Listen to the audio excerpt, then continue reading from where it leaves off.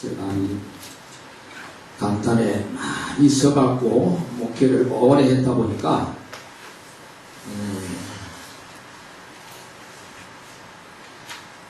이게 참 많은 경험을 가지고 있습니다.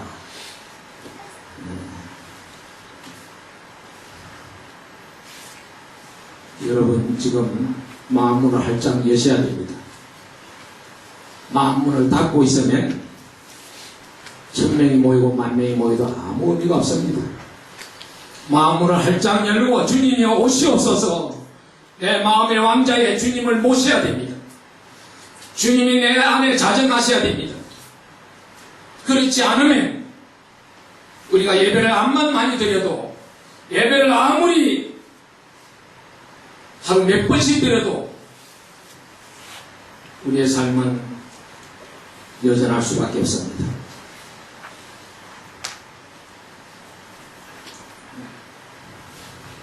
오늘은 뜻깊은 날입니다. 1년 365일, 이제 2014년 365일을 마감하는 날입니다. 마무리하는 날입니다. 그리고 이제 또 몇 시간 후에는 아직 우리가 알지 못하는 미지의 세계가 열려지는 2015년이 새롭게 시작되는 첫 시간을 맞이하게 됩니다. 너무 뜻깊은 시간입니다. 그냥 적당히 왔다 가고, 적당히 앉았다 헤어지고, 적당히 예배드리고 헤어지는 그런 시간이 되어서는 안 됩니다. 분명히 오늘 우리는 이 시간에 내가 변화받아야 됩니다. 내가 변화되어야 됩니다. 어떤 사람은 인간은 변화가 안 된다 그래요. 그렇게 말하는 사람이 있습니다. 인간은 변하지 않는다. 그러면 어떻게 할 거냐? 인간은 교체되어야 된다. 교체되어야 된다. 완전히 바꿔버려야 된다 이 말이에요. 교체되어야 된다 그래서. 그 말도 말은 맞는데 저는 변화라는 말을 좋아합니다. 교체라는 말보다 더 변화라는 말을 좋아합니다. 오늘 저녁에 한번 우리 변해봅시다. 한번 변화됩시다. 사람은 누구나 다 일생에 한 번 이상 내가 무엇을 해보겠다, 내가 어떤 사람이 되어보겠다, 그런 꿈을 꾸지 않는 사람은 없습니다. 여러분도 마찬가지일 겁니다. 어떤 사람은 중학교, 고등학교 때부터 철도 들기 전에 나는 장차 어떤 사람이 되겠다, 나는 이런 사람이 되겠다. 어떤 사람은 대학교 들어가서 또 대학을 다니면서, 또 어떤 사람은 결혼 때 결혼을 전후해서 이런 꿈을 꿔봅니다. 나는 장차 이런 사람이 될 거다. 근데 여러분, 그 꿈이 이루어져요? 예? 그 꿈이 이루어집니까? 우리 구 선생님, 그 꿈이 이루어질까요? 예? 이루어지요? 안 이루어져요? 이루어진다 그러면 조금 이상하지. 안 이루어지는 게 정답이에요. 왜? 만약에 우리가 모든 사람이 자기가 가지고 있는 그 꿈이, 내가 목표가 다 이루어진다면 이 세상은 끝. 이 세상은 끝나버립니다. 왜? 끝날 수밖에 없잖아요. 꿈대로 다 되어진다면 누가 저 시골에 농사를 지을 거냐 이야. 그 꿈대로 다 되어진다면 누가 저 바다에 고기잡이나 할 거냐. 꿈대로 다 되어진다면 저 거리에 청소는 누가 할 거냐. 꿈대로 우리가 다 되어진다면 누가 저 3D 업종에 생산 근로직에 종사할 사람 누가 있어? 다 스타가 되고 싶고, 다 훌륭한 학자가 되고 싶고, 군대는 장성이 되고 싶고, 회사에는 회장이 되고 싶고, 또 연예인은 유명한 연예인이 되고 싶고, 또 어떤 사람은 나는 훌륭한 가학자가 되고 싶다. 다 이런 꿈을 가지고 있어요. 만약에 오늘 우리 인간들이 다 내가 바라는 대로 원하는 대로 된다면 이 세상은 그냥 없어져 버립니다. 지탱이 유지가 안 됩니다. 돌아가지 않아요. 그런데 많은 사람들은 거기 자기 마음대로 꿈대로 소원대로 안 된다고 원망하고 불평하고 낙심하고 어떤 데는 높은 데 올라가서 뛰어내리고 참 요지경 속입니다. 안 되는 게 정상이에요. 우리 마음대로 되는 게 세상에 아무것도 없어요. 아무것도 되는 게 없습니다. 죽고 사는 것도 마찬가지예요. 여러분, 나이가 많으면 늙었다고 빨리 죽고 젊었다고 건강하다고 오래 산다? 맞아요? 안 맞아요. 요즘은 나이 많아도 빨리 안 죽어요. 80, 90대도 아주 팔팔단입니다. 그런데 요즘도요, 아주 어제까지만 해도 건강했던 사람, 아주 건강했던 사람이 갑자기 어느 날, 죽었다. 무거워요. 갑자기 쓰러져요. 왜? 현대병은 그런 병이 많습니다. 언제 우리가 어떻게 종말을 맞을지 아무도 모른다 이거예요. 아무도 몰라. 나도 몰라요. 여러분도 모릅니다. 내가 어느 날 어느 시에 어떻게 죽을 걸 몰라요. 언제 우리에게 인생의 카운트다운이 올지 모릅니다. 요즘 우리 한국에 특히 그런 많은 풍문이 돌았지요. 12월 중에 김정은이가 한국을 전쟁을 일으킨다. 금년 12월 전에, 12월 끝나기 전에 이제 당연히 끝났습니다. 이제 몇 시간만 기다리면 되는데, 그래서 그 유튜브 저도 많이 여러분 몇 번 봤는데, 인터넷으로 카톡에 막 떴어요. 그것도 여전도사예요. 그것도 또 하나님이 자기에게 가르쳐 줬대요, 그렇게. 그걸 그대로 전한다는 거예요. 그래가지고 기자 인터뷰도 하고 약간 법석을 들었어요. 또 그게 노란하는 사람들도 있어가지고 어떤 목사님은 또 11월 달에 저 지방으로 가버렸어. 혹시나 서울이 또 불바다 되면 살아남으려고. 그래서 12월 이제 며칠 전에 다시 서울로 돌아오더라고. 왜? 이제는 안식이 되는가 봐요. 왜? 그 날짜가 이미 지내갔거든요. 12월 초순에 어느 날짜까지 정했어요.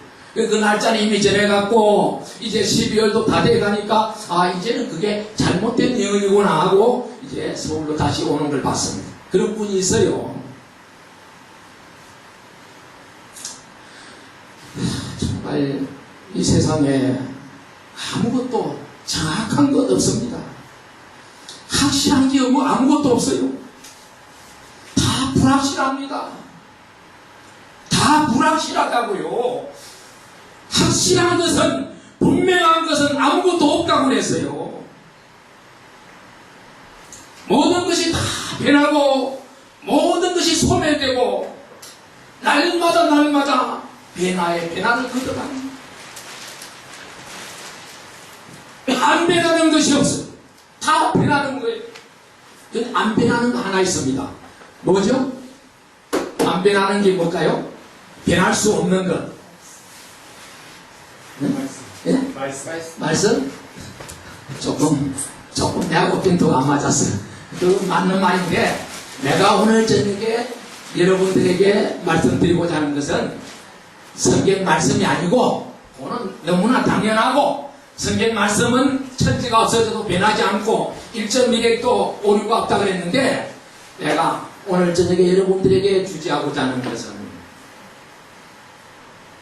당신은 죽는다는 거야. 당신은 죽는다는 거야. 당신은 죽는다는 거야. 죽어. 안 죽어요? 안 죽을 사람 있어요? 죽을 사람, 안 죽을 사람 한번 손 들어봅시다. 이거는 뭐 천만인을 놓아놓고 물어봐야 다 죽습니다. 그래서 히브리서 9장 27절에 보면 한 번 죽는 것은 사람에게 정하신 것이요 그 후에는 심판이 있으리니 인생은 누구나 한 번 죽는 것은 정한 이치라. 어쩔 수 없는, 피해갈 수 없는 사실이라는 거예요. 그래서 오늘 우리는 잘 사는 것도 중요하지만 잘 죽는 것도 중요합니다. 여러분, 잘 살려고 노력하는 반면에 잘 죽으려고 노력해야 됩니다. 잘 죽을 준비도 해야 됩니다. 잘 죽어야 돼요. 잘 죽어야. 아무리 잘 살아도 죽을 때 잘못 죽으면 그것은 틀린다. 잘 죽어야 돼. 잘 죽어야. 죽음은 우리의 선택 과목이 아닙니다. 죽음은 우리가 선택할 수 없는 겁니다. 필수. 그래서 사람은 누구든지 간에 인생 무상을 체험하지 못하면 반드시 후회하는 날이 온다는 겁니다. 누구든지 간에 인생 무상을 깨닫지 못한 사람은 반드시 후회하는 날이 오고야 만다는 겁니다. 인생 무상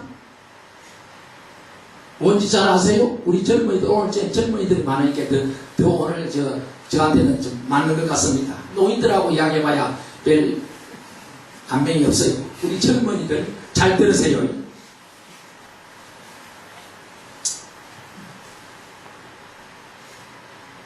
저는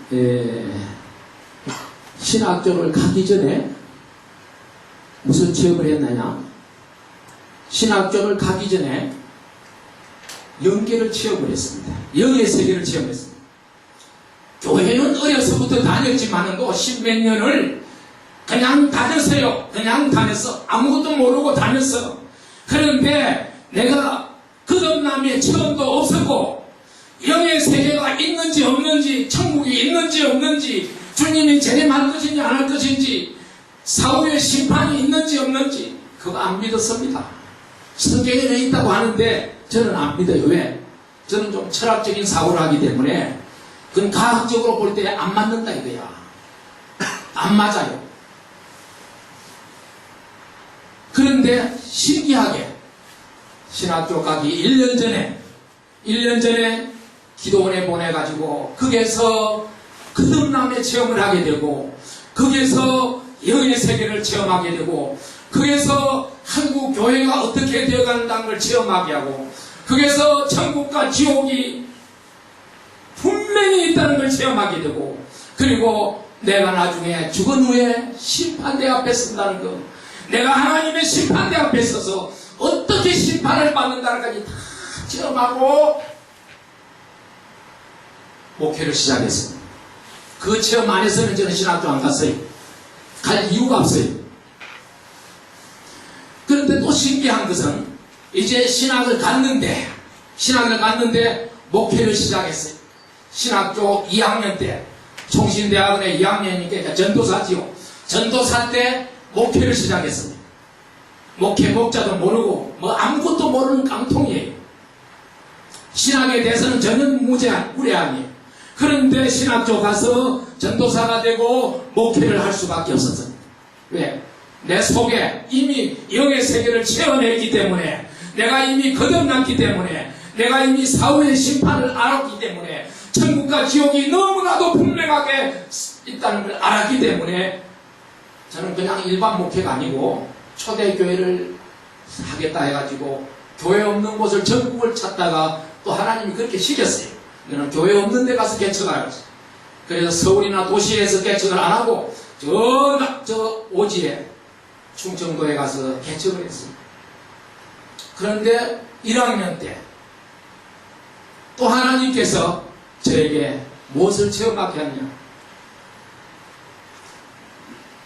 이제는 천국을 체험하고 갔으니까 그 다음에 이제 체험하는 것은 인생 무상을 체험하게 됐어요. 신학교 다니면서 목회하면서 아직까지 전도사가 뭘 알겠어요? 그런데 거기에서 깨달은 것이, 배운 것이 인생무상이라는 겁니다. 인생무상이다. 인생에게 죽음과 삶의 차이는 얼마나 되느냐? 마치 손바닥을 보나 손등을 보나 똑같아. 생과 사의 차이가 이거요. 아무것도 아니에요. 마치 동전을 말하면 동전 내 앞뒷면이에요. 동전 앞면과 뒷면이에요. 그 차이예요. 살았다는 거하고 죽었다는 거하고 차이가 종이 한 장 차이밖에 안 됩니다. 이런 체험을 하게 됐어요. 신기하더라고요. 그런 체험을 하고 나니까 그때부터 내 사고가, 가치관이, 인생관이 완전히 그냥 뒤집어져 버린 거예요. 전에 가지고 있었던 생각, 전에 가지고 있었던 그 꿈, 전에 가지고 있었던 여러 가지 희망 다 바꾸죠. 그래서 저는 그때가 지금 1977년 77년이니까 지금 38년째입니다. 지금 38년 전에 그런 체험을 하고 나니까 저에게 어떤 생각이 드느냐.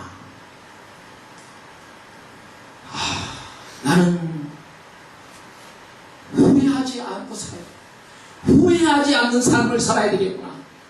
나는 내 인생이 언제 끝날지 모르는데 언제 끝나더라도 후회 없이 하나님 앞에 할렐루야 하나님 내가 왔습니다 하고 하나님 맞이할 그 준비를 하다 보니까 38년이 왜 그리 빨라요? 왜 그리 빨라? 그제 같은데 벌써 38년째예요.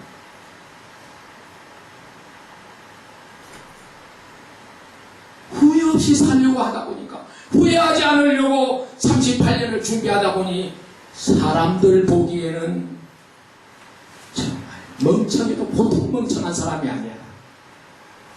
저같이 멍청한 사람 없어요. 저 원래 충청도 사람 아닙니다. 경상도입니다. 그런데 멍청해요. 우리 식구가 경상도가 돼서 그런지 우리 식구는 충청도고 저는 경상도인데 제가 멍청이가 돼버리더라고요. 사람들이 보기에는 멍청한 거예요. 제가 귀국 후에 24년째, 지금 귀국해가지고 24년째 한국에서 무임 목사로 있습니다. 무임 목사. 목사는 노회적을 두고 있는데, 우리 노회, 서울 동노회가 제가 속한 노회인데, 그 노회, 제가 38년 전, 7년 전에는 이 노회 왔을 때는, 아니, 이제 좀 더 됐죠. 이 노회 왔을 때는, 제가 그렇게 오래 안 됐어요. 상당히 오랜 세월이 지났는데, 그때는 제가 그 무임 목사로서 제일 밑에 있었습니다. 제일 꼴찌에 있었어요. 그런데, 작년, 금년 봄입니까? 금년 봄에 노회 그 자료를 보니까, 제가 우리 노회 무임 목사 중에 이순위에 있더라고요. 이순위. 내 앞에 한 사람 있고, 전부 내 밑에 한 30명, 29명 정도 있어요. 전부 내보다 후배들이에요. 무임 목사가 한 30명 돼요. 우리 노회 목사님들이 한 100명 되는데 그 100명 정도 되는 중에 한 30명 정도는 교회를 안 같이 있어요. 무임이에요. 유학생도 있고 또 뭐 여러 가지로 사정으로 또 목회를 못하는 사람도 있고 또 그런 뭐 기간 목회를 하는 사람도 있고 여러 가지로 교회를 맡지 않은 사람들이 한 30명 정도 돼요. 그런데 저는 무임 목사로 이제 24년 동안 있다 보니까 제가 그렇다고 목사 임직을 받았고 목사 안수를 받았는데 교회와 상관없는 일을 하면 안 되잖아요. 저는 목사기 때문에 죽으나 사나 교회와 연관을 맺고 삽니다. 그래서 저는 개교의 목회는 24년 동안 안 하면서도 전국구 목회를 합니다. 전국구를 목회하다 보니까 특수 목회지요. 어느 한 교회를 목회하지 아니하고 전국구를 목회하다 보니까 수많은 사람들을 교제를 하게 되잖아요. 제가 아는 목사님들이 아마 1000명이 훨씬 넘을 거예요. 또 그리고 많은 성도들을 알잖아요. 교제를 하잖아요. 그래서 저를 처음 만나는 분들이 종종 저보고 물어봅니다. 이 목사님, 심화하는 교회가 어느 교회입니까? 물어요. 내가 심무하는 교회를 가르쳐주면 좀 와보겠다는 거예요. 우리 교인이 되겠다는 건지 모르겠어요. 우리 교회에 굉장히 매력을 느껴요. 그래서 저보고 그리 물어요. 묻는 분이 종종 있었습니다. 그럴 때 제가 할 말이 뭔 말이? 임마누엘 교회라고 하면 안 되잖아요. 아니 제가 은평에 사는 은평구에 있을 때 은평교회라고 해도 안 되잖아요. 많은 분들이 저에게 물을 때 저는 그렇게 자연스럽게 대답합니다. 예, 저는 한국교회 신고합니다. 제가 신고하는 교회는 한국교회입니다. 한국교회가 어디 있어요? 예? 한국교회는 대한민국에 있는 교회가 전부 한국교회야. 그러면 여의도 순복음교회가 뭐 어때요?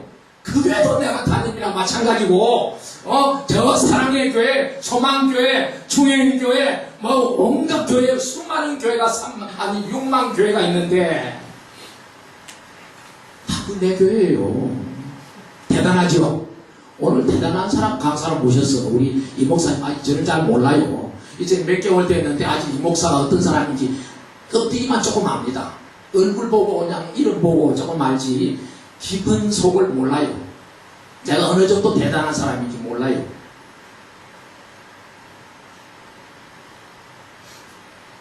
한국에 있는 교회가 전부 한국교회예요. 그뿐만 아니라 저는 미국 유학할 때 텍사스에다 교회를 개척했는데 텍사스에 무슨 교회를 했느냐면 벨리 한인 선교교회라고 이름을 지었어요. 제가 개척한 교회 이름은 벨리 한인 선교교회입니다. 그게 간판을 그렇게 붙였어요. 시설은 건물은 미국 교회 건물을 빌려가지고 미국 장로교회 건물을 그냥 한 푼도 안 주고 빌려서 마음대로 씁니다. 한국 사람들이 모이는 교회는 어디에 있든지 미국에 있든지 일본에 있든지 소련에 있든지 한국 사람이 모이는 교회는 한국교회다 이거야. 알아듣겠죠? 여러분 한국교회 교인입니다. 여러분 어느 교회 교인이냐 그러면 나도 한국교회 교인입니다. 그럼 맞는 답이에요. 정답입니다.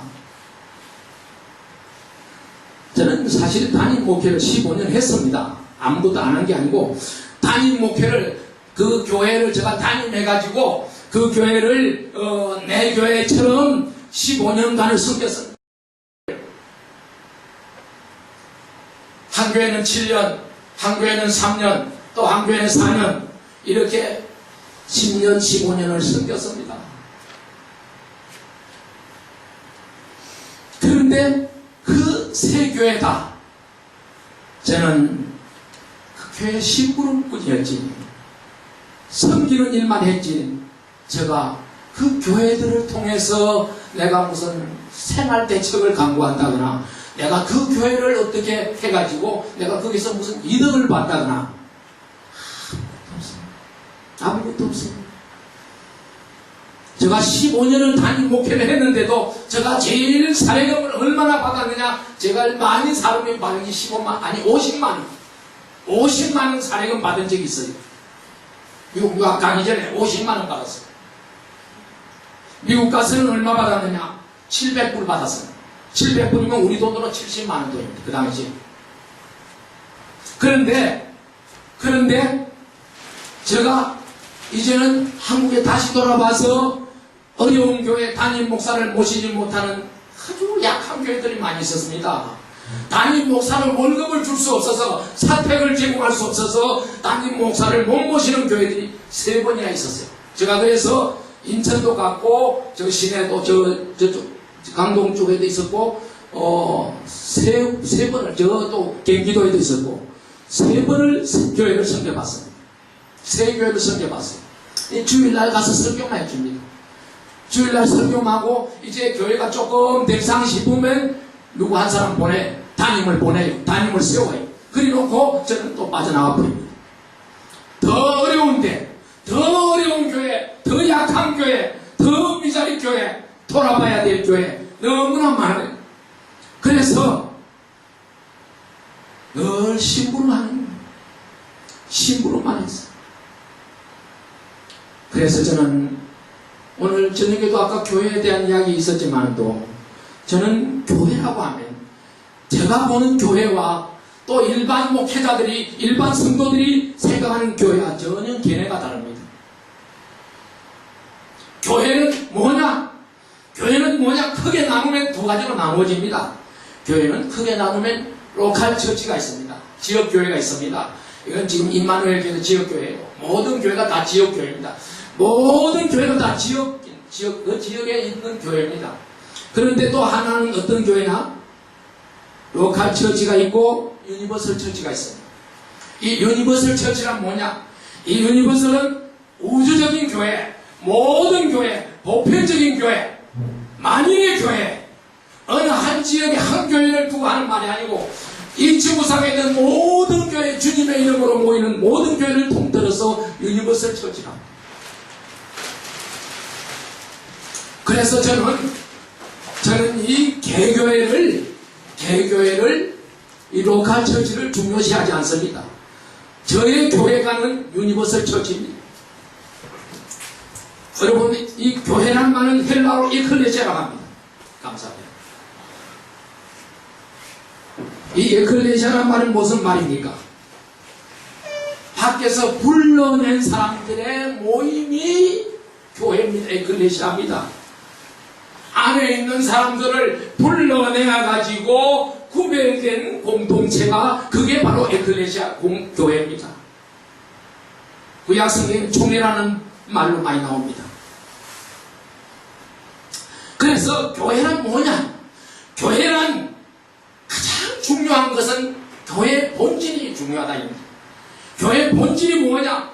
만약에 교회가 본질에서 벗어나면 그것은 잘못된 교회입니다. 교회라고 하는 것은 자연인 육의 사람들 이제 밖으로 불러내가지고 거기에서 교회가 무엇을 하느냐? 교회는 병원의 기능을 합니다. 영적인 병을 치유합니다. 육신의 병도 치유합니다. 교회란 무엇을 하느냐? 학교의 기능을 합니다. 교회는 인생을 어떻게 살아야 되며 인생은 무엇을 살아먹어야 되고 무엇을 해야 되고 인생은 어떻게 사는 것이 가장 정상이다, 이상이다, 이상적이다. 이거 가르치는 게 교회입니다. 그래서 교육의 역할을 합니다. 학교의 역할을 합니다. 또 뭘 합니까? 교회란 병원의 역할, 학교의 역할, 훈련소의 기능을 합니다. 훈련소의 역할을 해야 됩니다. 마치 군인이 논산 훈련소에 가면 거기서 몇 주간 열심히 훈련받고 이제 병과를 선택해가지고 각각 부대에 파송을 보냅니다. 그래서 교회는 뭐냐? 교회는 세상에서 불러낸 사람들을 변화시켜서 그들로 하여금 내가 몸담고 있는, 내가 살고 있는 생활 근거지에서 그 지역에서 그 공간에서 하나님의 뜻을 이루어 하나님 나라를 확장해 나가는 전진 기지가 바로 교회가 되어야 됩니다. 그래서 교회는 어느 누구의 소유가 될 수가 없습니다. 교회는 어느 누구의 개인의 소유가 되어서 안 되고 어떤 특정인의 주인이 되어서는 안 되는 것이 교회입니다. 그러면 교회의 본질이 뭡니까? 그 교회의 본질은 바로 예수 그리스도의 지체입니다. 몸입니다. 교회는 예수 그리스도의 몸이라고 했습니다. 교회는 뭐냐? 예수 그리스도의 몸이고 또 하나님의 나라라 했습니다. 교회란 뭐냐? 하나님의 나라다. 교회란 뭐냐? 교회는 성령의 공동체다. 어느 것에도 교회란 사람이 교회의 주인이 되어서는 안 된다는 겁니다. 사람이 교회의 주인이 될 수 없다는 겁니다. 주객이 전도되면 안 되잖아요. 주객이 전도되면 안 되죠. 그런데 안타깝게도 지금 우리 한국교회 안에는 주객이 전도되고 있어요. 우리 한국교회 안에는 밤낮 대교회일수록 더합니다. 밤낮 싸움판이 벌어지고 있습니다. 오늘 우리가 싸워야 될 전쟁은 영적 전쟁, 사탄과의 전쟁이에요. 사탄과 우리는 싸워야 됩니다. 영적 전쟁을 선포해야 되고 영적 전쟁에 우리는 군사들이 되어야 되는데 오늘 우리 한국교회는 이 싸움은 안 하고 집안끼리, 행정안끼리 싸우고 있습니다. 닭이 터지게 싸웁니다. 그래서 이제는 전도의 문은 닫혀버렸습니다. 그래서 오늘 세웠던 터진다는 격으로 대교회들이, 큰 교회들이 제사 사탄 싸움, 기득권 싸움하는 통에 개척교회, 작은 교회, 밑자리 교회들은 문을 닫고 있습니다. 1년에 몇천 개가 문을 닫습니다. 1년에 수천 교회가 문을 닫고 있습니다. 또 그 대신 수천 교회가 생긴합니다. 생긴하지만은 또 이제는 유지를 못합니다. 그러는 통에 이단 사이비는 우죽순처럼 여기서 저기서 막 나타납니다. 유사 기독교 종파가 많이 생깁니다. 여러분, 이래서 되겠습니까? 이래서 되겠습니까? 분명히 교회의 주인은 하나님이시. 교회의 주인은 하나님이십니다. 아멘. 아멘. 아멘. 교회의 주인은 하나님이십니다. 아멘. 저는 제가 교회의 주인이 안 되려고 그 좋은 교회, 큰 교회에서 오라고 해도 저는 못 갑니다. 지금은 오라고도 안 해요. 이제 늙었다고 오라고 안 했는데, 귀국에 있을 때는 뭐 몇백 명 되는 교회에서만 오라 그래요. 몇백 명 되는 교회에서 서울 시내에서 저 심지어 대구까지 찾아와요. 왜 찾아오는지 모르겠어. 저는 못 갑니다. 왜 못 갑니까? 저는 한국교회 갱신을 위해서 한국에 귀국했는데, 한국교회를 갱신하기 위해서 그 사명감 때문에 귀국했는데, 내가 어찌 큰 교회 가서 잘 먹고 잘 살 수 있겠습니까? 큰 교회 가보세요. 장관이 부럽지 않습니다. 장관이 그렇게 어디에 호강을 합니까? 장관이 그렇게 대우받습니까? 장관도 우리 한국교회 큰 교회 목사님들만큼 잘 살지는 못해요. 오늘 우리 교회는 건물이 아닙니다. 아까 그래서 제가 이 목사님 모두 그 이야기 했지만 또 왜 오늘날 교회가 수십억, 수백억, 수천억을 건물에다가 투자하고 땅에다 투자하느냐 그렇습니다. 교회는 땅이 건물이 아닙니다. 교회는 숫자도 아닙니다. 교회는 뭐냐? 교회는 거듭난 새 생명들이, 변화받은 성도들이 하나님의 그 큰 사랑에 감격하고 그 큰 은혜에 너무너무 감격해서 감사해서 모일 때마다 하나님의 사랑을 나누고 서로 섬기고 서로 나누어주는 그 작은 천국들이 말씀과 기도와 성령으로 뜨겁게 충전해가지고 일차 세상에 나가서 죽어가는 영혼들을 건져내는 불영사업에 이기게 최선을 다해야 되는 것이 교회가 할 일입니다. 아멘. 그래서 저는 교회를 모든 사람들이 뭐라고 말하든 간에 저는 교회는 정상적인 교회를 해야 된다고. 그래서 가장 이상적인 교회란 뭐냐? 교회란 사람들을 거듭나게 하는, 사람들을 변화시키는, 정말 사람들을 온전한 사람으로 만들어서 정말 하나님의 백성, 하나님의 사람 만드는 그게 교회가 할 일이고 그게 가장 이상적인 교회다. 얼마나 많이 모였느냐? 어느 교파에 속했느냐? 네? 어떤 목사님이 담임 목사냐? 아무것도 아닌데 그 위에 사람들이 매달립니다. 제가 그걸 한 몇십 년을 보다 보니까 이제는 뭐 만성이 돼서 괜찮습니다. 저같이 목회 안 하고 교회 안 가지 있는 사람은 어디 가도 찬밥 신세 면하지 못합니다. 어디 가도 그렇습니다. 찬밥 신세입니다. 근데 간혹가다 안 그런 데 있어요. 제가 지난 한 몇 달 전에 시내 어느 교회 목사님, 제가 잘 아는 목사님 교회 가서 저분 갑자기 또 설교를 해달라. 갑자기 주일날 아침에 설교를 해달라. 설교를 하라니까 목사가 설교를 해야지요. 했는데 그 목사와 울먹이면서 강단에 올라서 나중에 울먹이면서 목이 메어서 하는 말이, 이런 설교를 어찌 우리만 들어야 됩니까? 왜 우리만 들어야 됩니까? 그 교회 보니까 교인이 한 1, 20명밖에 안 돼. 한 20명 미만이에요. 10몇 명 되는 것 같아. 이 좋은 설교를 어찌 우리만 들어야 됩니까? 우리만. 너무 안타까워서 탄식을 하는 거예요. 그래서 그 교회에서 자꾸 설교해달라고 해요. 한 달에 2번 해달라다가 주일 오전에 예배 해달라가 또 오후에 해달라다가 이제 요새 제가 그 길 안 나갑니다. 안 나가고 저 멀리 이제 다니는데, 설교해주면 좋지요. 서로 좋지요. 서로 좋은데, 또 혹시 잘못 벌어들어도 안 되기 때문에, 제가 지금은 이제 또 다른 개척교회를 나가고 있습니다. 친구 목사가 하는 교회를 나가고 있는데, 저는 이제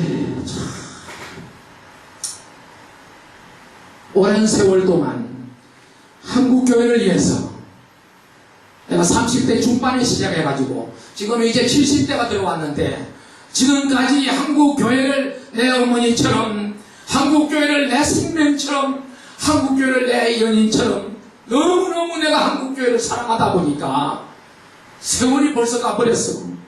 이제 70이 지났어. 은퇴할 나이에요. 저 아까지 있으니 은퇴할 필요는 없지만도 그런데 이제는 제가 할 수 없어서 늘 하나님 앞에 묻습니다. 하나님, 오늘 내가 어디로 가야 됩니까? 오늘은 무엇을 해야 됩니까? 오늘은 누구를 만나야 됩니까? 날마다 묻는 기도를 합니다. 그러다가 최근에 우리 이것은 목사님도 같이 이 일에 참여했지만 또 전인 치유라는 일을 하고 있습니다. 힐링 캠프라고 하는 일을 하고 있습니다. 우리 전국 기독인 연합회가 하는 일은 많은 일을 지금까지 해왔는데 이제는 마지막으로 한국의 마지막 하나님께서 원하시는 것은 전인 치유를 하라는 거예요. 영도, 혼도, 육도 다 병들었다는 거예요. 한국교회가 60만 병든 게 아니에요. 영도, 혼도 다 병들었어요. 그래서 힐링 캠프를 하고 있습니다. 이름은 힐링 캠프인데 이제 치유하는 일을 하는 겁니다. 이 이유가 다른 거 아니에요. 이게 뭐냐? 제가 이 준비를 10년 이상 더 해왔습니다. 10년 이상 해오다가 혼자 하면 안 되겠다 싶어서 기다렸어요. 왜? 혼자 하다 보면 문제가 생겨요. 그게 또 내 단체가 되고 내 사업이 되고 내 기업이 될 수 있어요. 그래서 뜻이 맞는 여러 동력자들 여러분들을 함께 힘을 합해서 공동으로 하자 해가지고 기다리다가 이제 시작해가지고 불과 한 두서너 달밖에 안 됐습니다.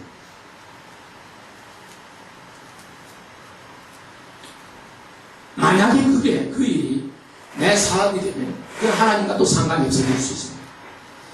하나님의 일이고 하나님의 사업이 돼야지 내 사업이 되고 내 어떤 기득권이 돼서는 안 됩니다.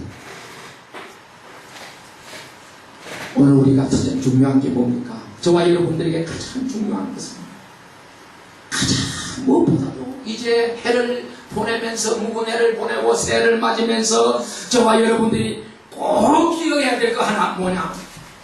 내가 누구인가? 여러분이 내가 누구인가를 알아야 됩니다. 여러분 누구세요? 누구죠? 누구세요? 우리 한 목사님 사모님 힘들죠? 예, 힘들죠? 내가 누구인가? 예? 내가 누구죠? 하늘로 지피지기는 백전백승이다. 나를 알고 적을 알면 100번 싸우면 100번입니다. 그 반대로 나를 모르면 적을 모르면 100번 싸우면 100번 집니다. 그래서 오늘 우리는 자기를 알아야 됩니다. 상대를 알아야 됩니다. 오늘 우리는 자기 정체성이 중요합니다. 내가 누구인가 하는 이 정체성이 너무너무 중요합니다. 나는 누구냐? 성경으로 돌아갑니다. 오직 너희는 택하신 족속이요 왕같은 제사장들이요 거룩한 나라요 그의 소유된 백성이라 했습니다. 너희가 전에는 백성이 아니든지 이제는 하나님의 백성이요 이제는 하나님의 백성이요 여러분이 하나님의 자녀들이요 여러분이 천국의 시민권자들이요 여러분들이 하나님의 나라입니다. 여러분은 킹돔의 지사장들입니다. 여러분은 하나님께서 하늘나라 이 지상에 서울의 어느 지역에 지사의 지사장으로 파송된 분들입니다. 오늘 우리는 주의 거룩한 백성들입니다. 그래서 저는 하나님의 영광에는 아무것도 추구하지 말자. 하나님의 영광에는 아무것도 추구하지 말자. 그 어떤 것도 추구하지 말자. 왜? 전능하신 하나님께서는 우리의 일거수일투족을 다 보고 계십니다. 제가 지금 이야기하는 거, 설교하는 거 다 듣고 계십니다. 여러분들이 친구하고 이야기하는 거 듣고 있습니다. 다 하나님은 우리의 일거수일투족을 보고 계시기 때문에 시편 139편에 보면 여호와께서 나의 안고 서는 것도 한다 그랬습니다. 내가 눕는 것도 하신다 그랬습니다. 내 말 한마디 하나님이 다 들으시고 오늘 우리가 모든 일거수일투족을 하나님 앞에 그러나 숨기지 못합니다. 그래서 저는 하나님의 종이 되었으니까, 나는 이제 하나님의 종이니까 이제는 우리가 이 세상에 사는 동안에 이 제약된 세상을 책망하면서, 이 제약 세상을 책망하면서 오늘 이 땅에 하나님의 나라를 이루어야 되고 하나님의 뜻을 이루어 드려야 되고 하나님을 기쁘시게 해드리는 이것밖에 내가 할 일은 아무것도 없다는 겁니다. 저는 요한계시록을 몇 번 읽어봤는데 몇 번 읽을 때마다 새로워지는 것은 아시아 7교회가 나옵니다. 아시아 7교회가 나오는데 아시아 7교회는 지상의 모든 교회를 상징하는 교회들입니다.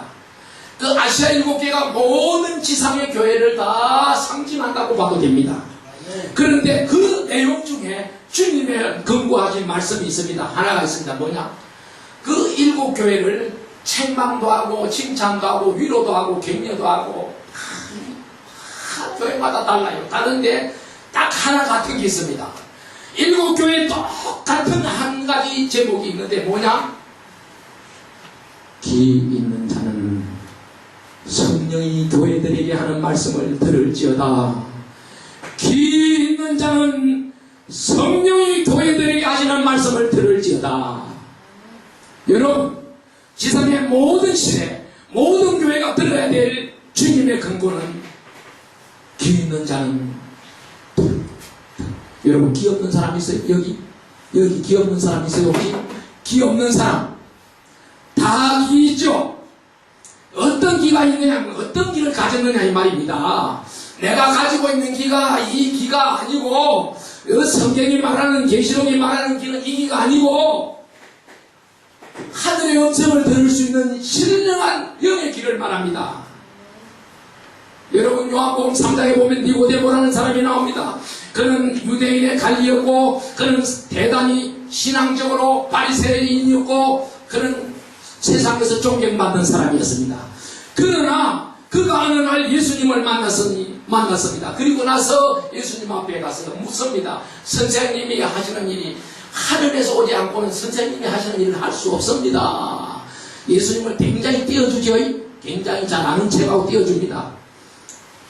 니고데모가 그랬어요. 그런데 예수님께서 뭐라 말합니까?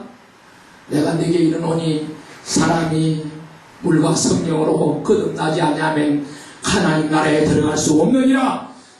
하나님 나라에 들어갈 수 없느니라 하니까 니고데모가 하는 말이, 아이고 내가 이 나이에 이제 어머님 몸속에 다시 어떻게 들어갑니까? 안 되죠. 동문서답을 합니다. 예수님이 니고데모에게 거듭나야 한다는 말은 모태에 다시 들어갔다 나오란 말이 아니고 말씀으로 성령으로 거듭나야만 하나님 나라 갈 수 있다 이 말이.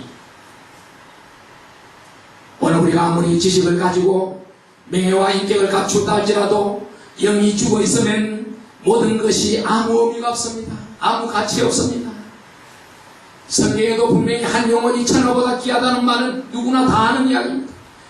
한 영혼이 천하보다 귀하다고 합니다. 그런데 한 영혼이 천하보다 귀하다고 말하면서 그것을 실천하는 사람은 찾아보기 어려워요. 제가 오죽에 하면 37년 동안 한국에 유명하다는 목사님들을 다 만났어요. 왜? 내가 스승으로 섬기고 싶은 사람을 찾았어요.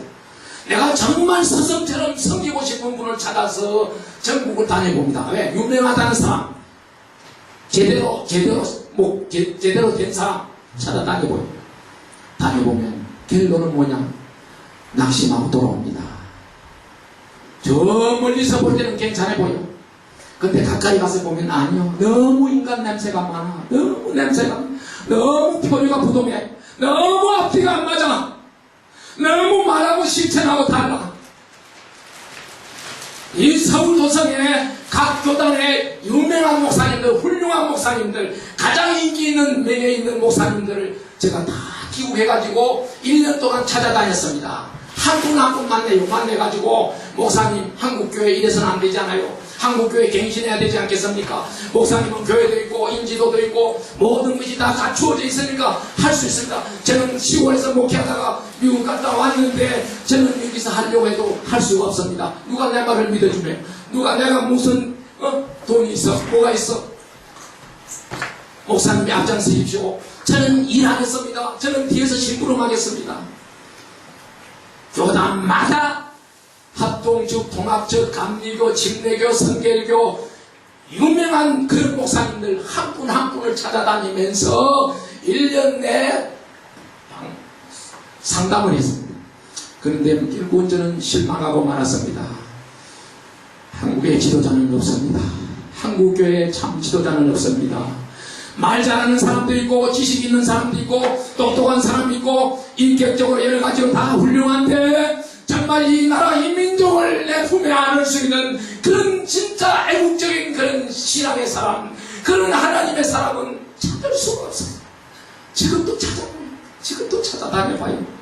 이제는 포기했는데도 또 유명한 분이, 괜찮은 분이, 좋은 분이 있다 그러면 또 한번 가봅니다. 만나봅니다. 그런가 싶었어요. 그러면 그분하고 같이 일하자 이래요.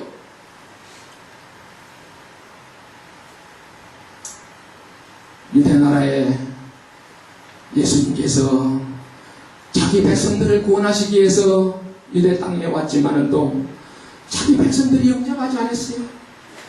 자기 땅에 왔지만은 또 자기 백성이 영접지 않았습니다. 그러나 영접하는 자, 그 이름을 믿는 자들에게는 하나님의 자녀가 되는 권세를 주셨으니 오직 하나님께로 난 자들이니라. 여러분, 하나님께로 난 자들이라야 됩니다. 아멘. 여러분이 하나님께로 난 자들이 되어야 됩니다. 하나님께로서 나야 된다 이 말입니다. 유대인들이 어땠습니까? 니고데모가 어땠습니까? 철저한 바리새인입니다. 예수님 당시 유대교 중에 한 종파입니다. 바리새파는. 그들은 자기들만 옳았고 그들은 자기들만 언제나 자기들 중심이었어. 그리고 그들은 말뿐이었습니다. 그래서 예수님은 그랬습니다. 저 바리새인들의 말은 들으라 그랬습니다. 그러나 그들의 하는 짓은 본받지 말라 그랬어요. 네. 우리가 하나님을 아버지라고 부르고 부활하신 예수 그리스도를 다시 재림할 주님을 오늘 우리가 기다리면서 성령 의지하고 성령 하나님 의지하고 날마다 시마다 때마다 우리가 정말 찬송 부리며 오늘 우리 마음의 성전을 건축하고 주님과 동행하면서 산다면 살 수만 있다면 이보다 더 큰 축복이 됐습니까?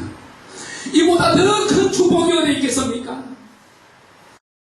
잠시 잠깐 이 땅에서는 잠시 잠깐밖에 살지 못합니다. 헛되이 살아서 안 됩니다. 보람 있고 가치 있고 의미 있고 멋있게 살아야 됩니다. 우리 인생의 최대의 가치, 최상의 가치는 하나님의 영광을 위해 사는 겁니다. 저와 여러분이 다 하나님의 영광을 위해서 사는 것입니다. 우리 육신은 이 땅에 잠시 동안 정을 두고 살지만도 갑자기 하나님 우리를 부르시는 날 우리가 원치 않은 곳에 가서는 안 됩니다. 저는 이걸 알고 신학을 갔다니까요. 우리 한국교회가 90%가 잘못된 길로 가고 있어요. 90%가 천국을 가는 줄 알았는데 천국이 아닌 길로 가고 있다는 걸 하나님이 저에게 깨우쳐 주셨어요. 100명의 교인이 있다면 100명이 90명은 딴 길로 간다 이거예요. 딴 길로. 얼마나 비극적인 이야기입니까? 얼마나 충격적인 이야기입니까? 저는 그 음성을 듣고 나는 큰 교회 안 해야 되겠다. 나는 큰 교회에서는 안 되겠구나. 정말 한 사람이라도 바로 믿고 바로 살고 한 사람이라도 변화되고 거듭나서 정말 하나님의 백성 만들어야지. 그렇지 않으면 하나님 앞에 내가 책망받을 것을 알고 큰 교회를 미련을 버렸습니다. 오라는 데는 말아도 버렸어요. 뭐 유학 가기 전에 한 400명 되는 교회 목회했어요. 해봤는데 더 이상 못하겠더라고. 3년 하고 말았어요. 왜? 뭐 부족할 게 없어요. 한 300~400명 이상 모이니까 뭐 학생들까지 한 1000명 모이니까 장로님들이 10분이나 되니까 오직 대접을 잘합니까? 목사가 제일 젊어요. 장로님들이 전부 저보다 10배들이요. 얼마나 목사를 잘 섬기는지, 대접을 잘하는지. 그때 50만원 월급을 받으면 50만원이 거의 그대로 남아요. 헌금하고 책 사고 하면 그 애는 다 남아요. 헌금하고 책 사는 거 빼놓고는 거기가 헌금이 남아요. 그래서 큰 교회가 좋은 걸 그때 알았습니다.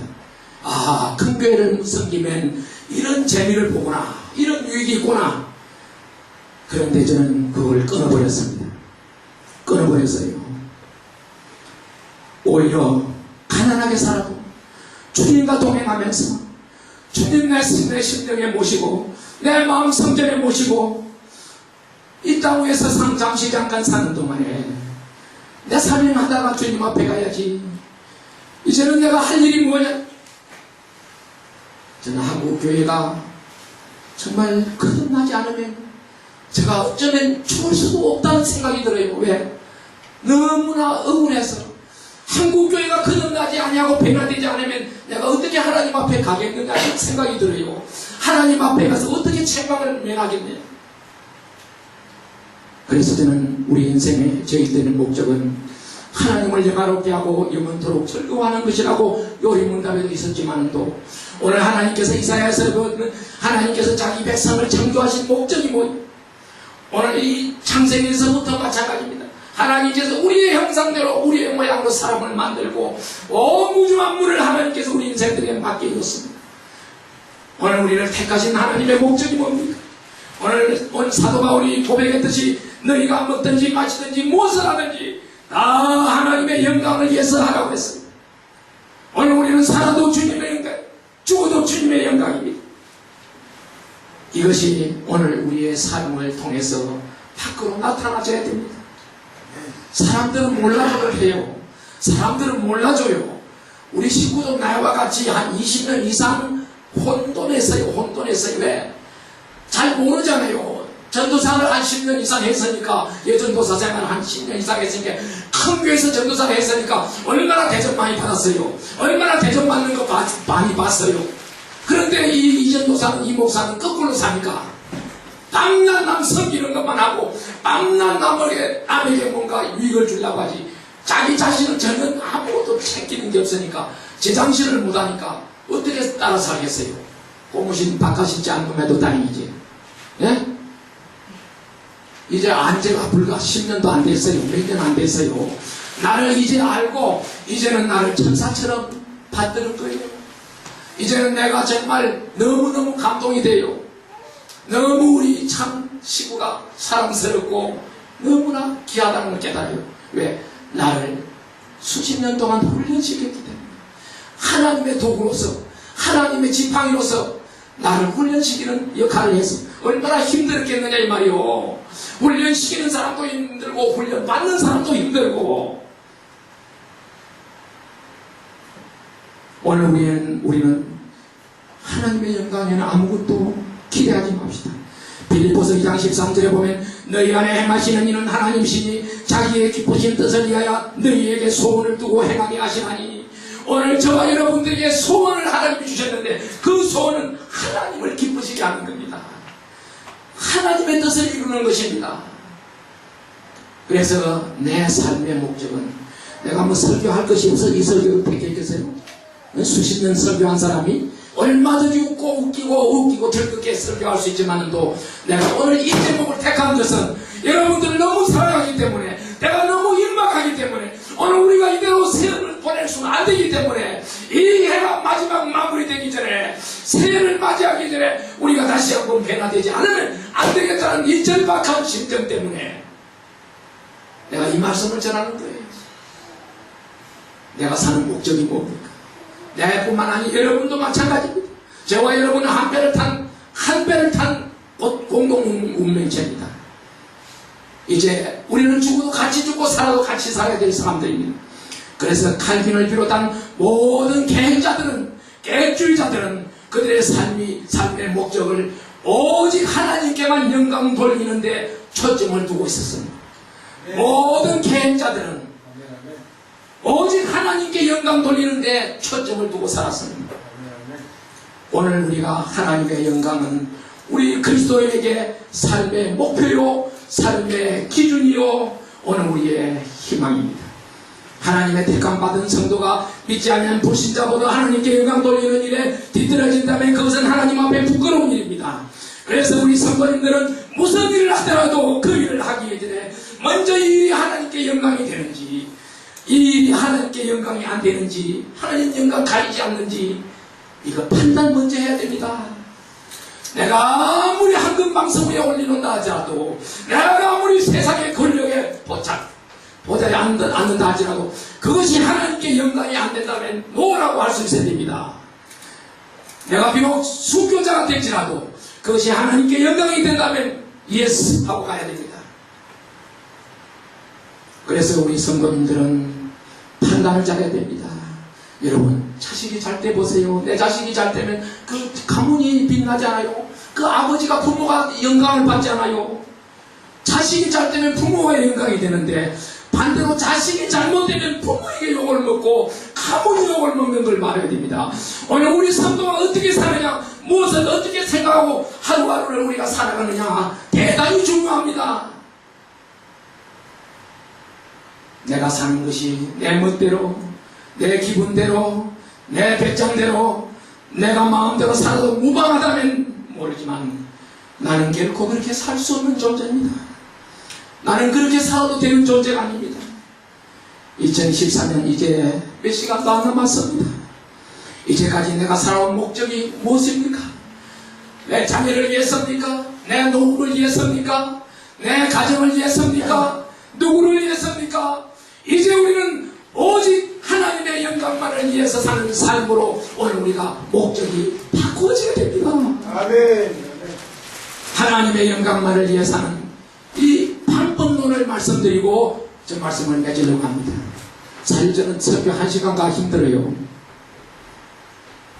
1시간 가지고 힘들어요. 오늘 시간이 너무 짧았는데, 제가 보통 일반 설교도 한 3, 40분 이상 갑니다. 이 부흥회는 또 달라요. 부흥회는 뭐 웃기기도 하고 울리기도 하고 막 이렇게 저렇게 하는데, 저는 그럴 시간 아무것도 없고 본문만 전해도 시간이 너무 짧아요. 적을 수 있으면 적으세요. 자, 하나님의 영광만을 위해서 살려면 그 방법은 노하우를 알아야 될 거 아닙니까? 어떻게 살아야 하나님의 영광을 위해 살 수 있느냐? 그 방법을 모르고 노하우를 모르고 그냥 산다? 아니에요. 첫째, 하나님의 영광을 위해 사는 방법은 내 삶의 목표를, 내 삶의 목적을, 그 포커스를 하나님의 영광에 초점을 맞춰야 됩니다.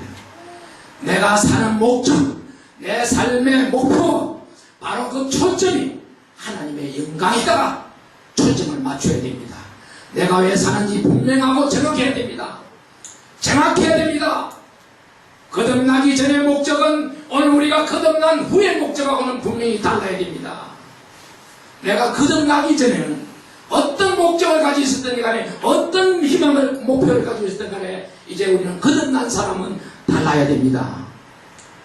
저는 거듭나고 나서 지금까지 38년 동안 한 길로 왔습니다. 내가 처음에 기도한 것 지금도 그대로 지키고 있습니다. 제일 처음에 기도한 것이 저는 이 민족의 모세가 되게 해달라고 기도했습니다. 왜? 이 민족을 영적 가나안으로 인도해야 될 이 민족의 모세가 필요하다는 거야. 모세와 같은 이 민족의 지도자가 있어야 되겠다는 거예요. 그걸 제가 하나님 맡겨달라고, 제가 하게 해달라고 했어요. 두 번째 저는 또 기도했습니다. 무슨 기도했느냐? 지금 시대가 너무 영성영통으로 되어 있어요. 영성영망이 되어 있어요. 그래서 바울의 영성, 이 바울의 영성이 너무 제가 그게 매력을 느껴가지고 나를 이 시대의 바울이 되게 해달라고 했습니다. 이 시대의 바울과 같은 영성의 지도자가 되게 해달라고 했습니다.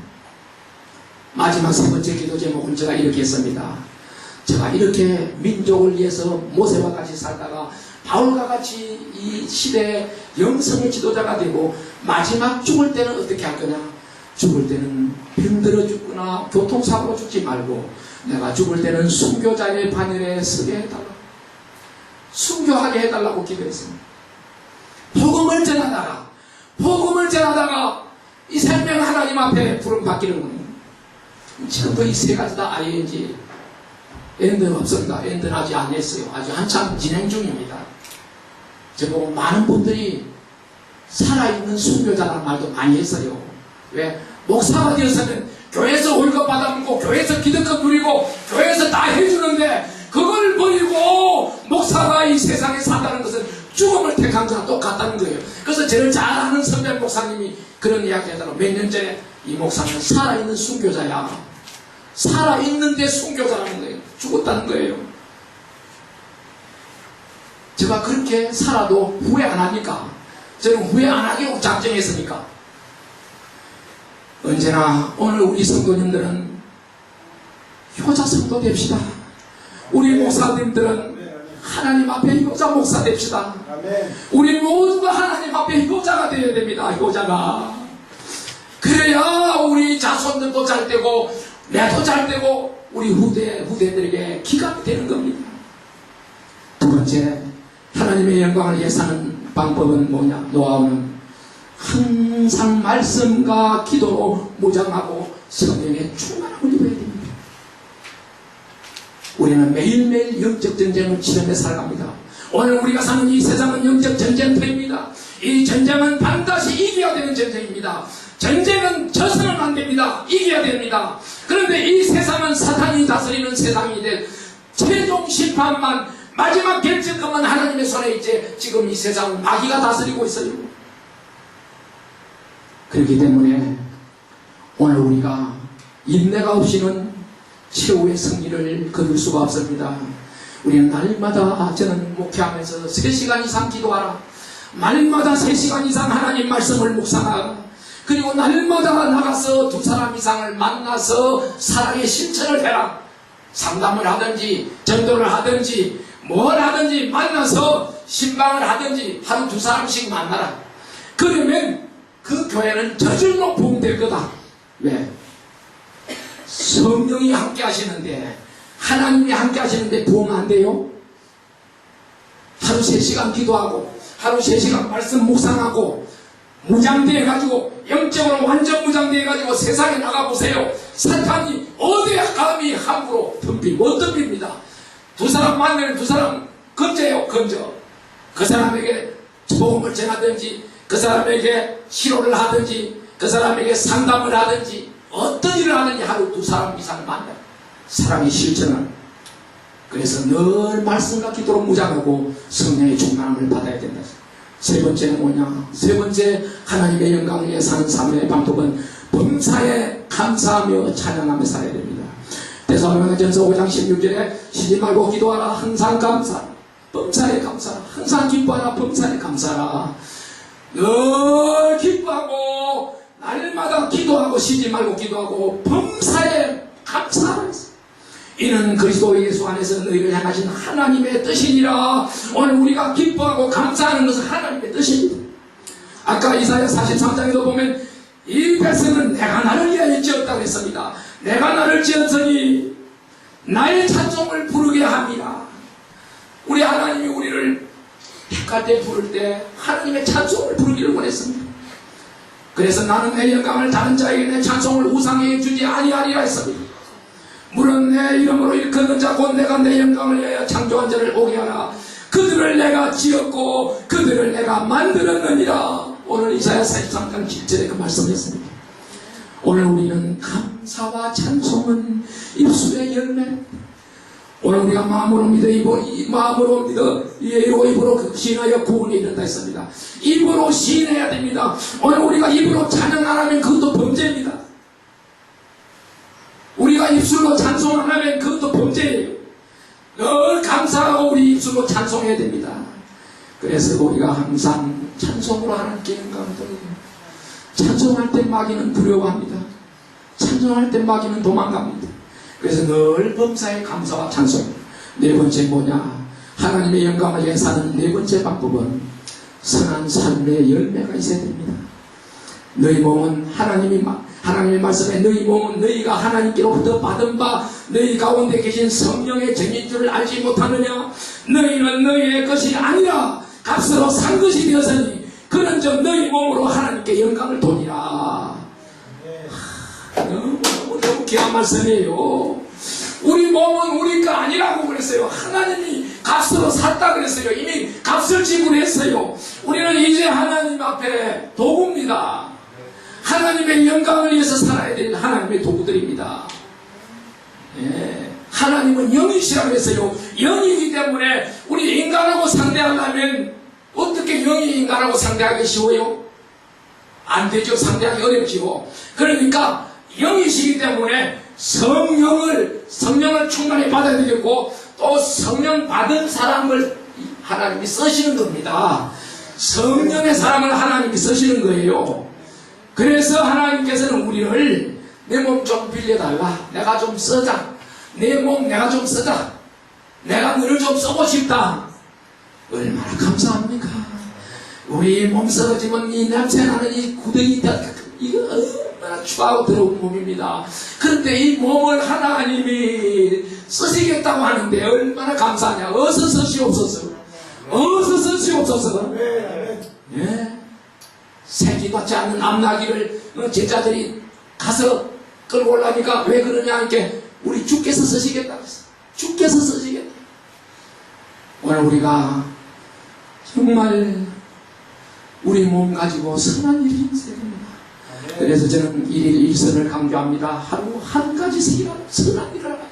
뭐 큰일 못해요. 우리는 안 되면 담배꽁초 하나 주워라 이거야. 안 되면 길가에 가다 넘어진 사람 일으키라 이거야. 안 되면 시대에 빠져 낙심하고 있는 사람에게 위로와 용기를 주고 그들에게 복음을 전하라. 이게 얼마나 선한 일입니까? 이보다 더 선한 일이 어디 있습니까? 전도 안 하고 우리가 어떻게 삽니까? 어떻게 이 복음을 전하지 않습니까? 마지막으로 저는 한국교회가 회복되기를 바라는 마음 꿈에라도 잊을 수 없습니다. 한국교회가 회복되어야 됩니다. 내일 저희는 한국교회에 대해서 앞으로 회복에 대해서 이야기합니다. 한국교회가 어떻게 하면 회복될 것인가? 분명한 제안이 나와 있습니다. 제가 쓴 책에 여러 번 지금 4번이나 나왔습니다. 분명히 하나님의 음성이라고 어떤 분이 그랬어요. 우리 교단 목사도 아닙니다. 우리 교단하고 다른 교단의 목사님이 이 책을 읽어보더니 이것은 주님의 음성이다. 한국교회가 이 주님의 음성만 들으면 한국교회는 살아난다 그랬어요. 그게 벌써 10몇 년 전의 이야기입니다. 그런데 안 들으려 그래. 한국교회 목사들은 안 들으려 그래. 몰라, 나 안 들어. 내 고집대로 하려 그래. 하나님의 음성을 듣지 않아요. 이제 우리는 마지막으로 할 일은 우리가 정말 하나님의 영광을 위해 살려가면 거룩과 성결로 변화되어야 됩니다. 평강의 하나님이 친히 너희로 온전히 거룩하게 하시고 또 너희 온 영과 혼과 몸이 우리 주 예수 강림하실 때 흠없게 보존되기를 원하노라. 제가 전인 치유를 왜 하는 줄 아세요? 이것만 해도 며칠 이야기가 나와 있어요. 왜 전인 치유를 해야 돼요? 우리 육신도 건강해야 되고 우리 혼도 건강해야 되고 우리 영이 살아야 돼요. 영이 죽어있는 사람에게 아무리 좋은 걸 먹여봐야 그 몸이 무슨 일을 하겠느냐 이거예요. 죄짓는 것밖에 안 되는 거예요. 오늘 우리 인생들이 몸만 건강하면 다 되는 줄 아는데 병혼 육이 건강해야지. 이게 바란스가 어그러져 버렸어요. 지금 한국교회는 이거 바로 잡아줘야 됩니다. 그래서 오늘 우리가 거룩해야 됩니다. 성결해야 됩니다. 주님께서 분명히 레위기서 12장 45절에 보면 내가 거룩하니 너희도 거룩하라고 했습니다. 베드로전서에도 내가 거룩하니 너희가 거룩하라고 했습니다. 오늘 저와 여러분들은 거룩한 것이 하나님의 뜻입니다. 그래서 레위기서 4장에도 보면 하나님의 뜻은 이것이니 오늘 여기 말 이것이니 뭐냐? 그것이 너희의 거룩함이라 했습니다. 오늘 우리가 거룩해져야 됩니다. 거룩해야 됩니다. 저와 여러분이 정말 하나님의 영광을 위해서 우리에게 주어진 이 남은 생에 얼마 남지 않았어요. 얼마 남았어요. 얼마 남았어요. 1년이 될지 반년이 될지 한 달이 될지 아무도 모르는 이 미지의 세계. 오늘 저녁에 저는 하나님 앞에 만나더라도 할렐루야 하나님 감사합니다. 하나님 감사합니다 하고 만날 수 있어야 되죠. 끌끌하면 안 되잖아요. 오늘 우리가 왜 이 세상에 태어났고 왜 살아야 되는지 분명한 목적이 있어야 됩니다. 인간은 사명적인 존재입니다. 사명이 있는 사람은 그 사명을 다할 때가 죽지 않습니다. 사명을 다하고 마지막 사명대로 살다가 사명대로 죽는 그것이 최고의 영광이고 최고의 행복입니다. 오늘 이 자리에 오신 여러분들은 정말 행복한 자입니다. 정말 행복한 자들입니다. 정말 선택받은 자들입니다. 결코 사람의 말로 듣고 잊어버리지 말고 주님 모실 때 핑계할 수 없습니다. 변명할 수 없습니다. 나는 몰랐습니다. 아니요, 들었어요. 이미 선포되었어요. 얼마든지 우리는 알고 있으면서도 행하지 않습니다. 오늘 이제는 우리가 결단해야 됩니다. 2015년은 이제 우리가 새롭게 시작합시다. 저와 여러분들이 다 하나님 앞에 인정받고 쓰임받는 귀한 하나님의 백성들로 오늘 저녁에 꼭 변화되기를 주님의 이름으로 축원합니다.